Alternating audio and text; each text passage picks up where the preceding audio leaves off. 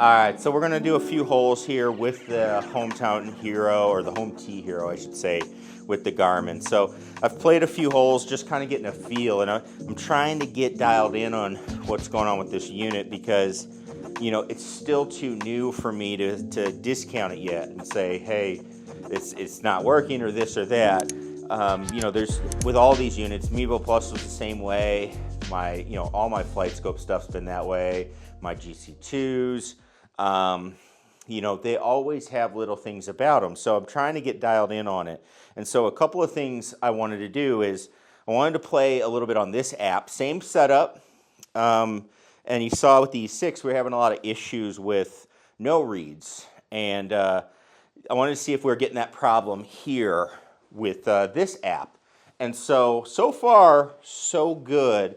The only no read I've had was a drive, and I kind of pulled it. So let's see, that should be about like 180 would be my guess, if I had to guess distance.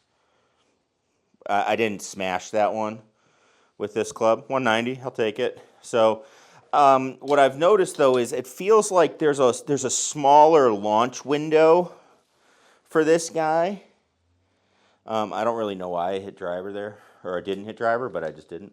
You know, it seems like there's a smaller launch window that, you know, allows it to be seen where that ball has to take off. So, like, if you pull one a little bit, it's going to get blocked, it seems like, where it just can't pick it up where you're going. That's just been my observation. That was hit pretty bad. You know, of course we get a no read there. But that was the second one we've had. I've actually played 3 or 4 holes so far. That was hit better. So it just seems like you have to get the ball started in the correct you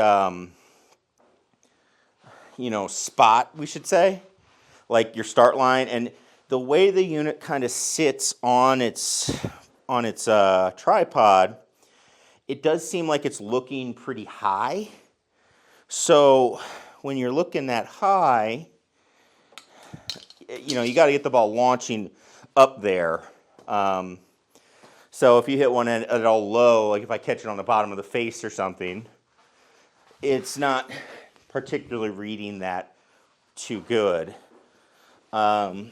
As you go. So here's a drive we'll show you. Again, it's worked the last one. I had to hit 2 on the first hole. So that was hit very good. And that should have been a draw. So we'll see. You know, distances aren't too bad, it doesn't seem like.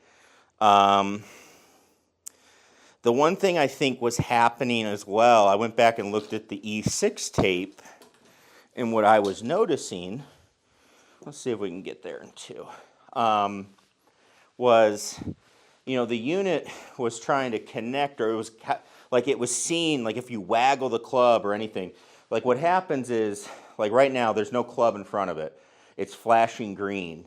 As soon as I get a club in the view and it moves, there's a red light that comes on. Now, to me, that tells me, hey, it's tracking. That's what I see that as.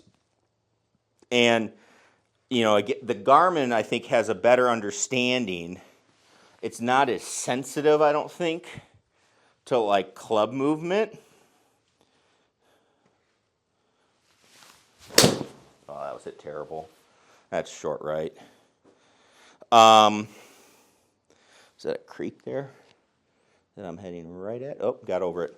You know, so it's just one of those things where I think it's like, you know, if you do like too big of a waggle or something like that, you know, it reads that as like you're doing something, and so then what you have to do is reset, which is annoying. So I think it's just a little too, it's just a little too sensitive. See, this is a 60 degree. I'm losing 10% power, so it should just be a full one. Ooh, get in that circle. So I think they could adjust that somehow, where that would make it work a little bit better.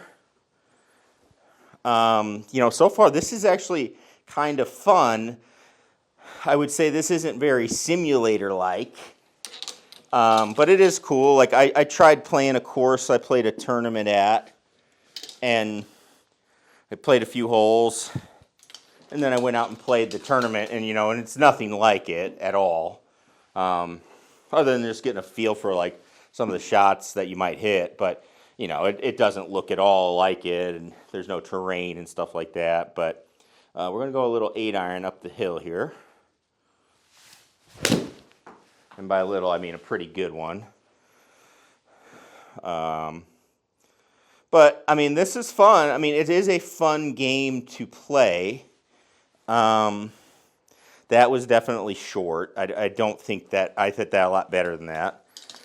So,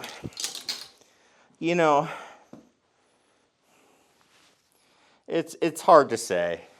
It's hard to say, like, this or that about any of it. Get in. Definitely fun to play. But as far as working on things, I'd probably, I'd say it's probably just that. It's just fun. But then when you start getting into fun, it's like, I think there are other options to go. So, I don't know. It's just, it's not quite there. We'll see. We'll see. It would be nice if the E6 worked a little better. But as you can see here, I think we're learning a little bit. So like there, the red light went on. So that tells me it's like recording. The green's telling me it's in like standby. It's ready to go. So there it goes. So then I think, once I set the club back down, so it's still red, but then it goes right to green. And I think that's when we get the no reads. So like I saw that one, it was green. Kind of hard to swing while you're trying to look back there, but it was green up until I took it away. Then I saw it turn to red. I actually hit that one pretty good, but I don't know about direction. Definitely hard to get a feel for the direction on this. I just don't believe. I'm having a hard time believing it. That's all. So, all right, we'll go 3-iron here. That's it pretty good. Be a little left, I believe. Not much, though. Go, ball. Give me the 2-putt circle. Pretty good. Take that. So, yeah, I mean, I think it's got some merit. It's fun. Obviously, this works a lot better than the E6. That is for sure. So that's a bummer. I think the E6 problem will be fixed. Again, I think it's just how they're communicating. That's just my observation. I'm sure that in the Garmin groups, they're talking a lot about it, but that's what I see with it, and I think it can be fixed. It's just something that needs to be worked on right now. So, not bad, again, but that would be, I think, something that might deter some people seeing how that works. And this one also you have to pay for it. I think $10 a month is what I said, or $100 for the year to do this. So I don't know how many people are going to want this to be their option. So let me know what your thoughts are. That was a few holes there just to check it out and see what's going on and see if it works better. So obviously it works better, and that's good. But let me know what your thoughts are on this Garmin, okay? Thanks everybody for tuning in. We'll catch you in the next one. Peace.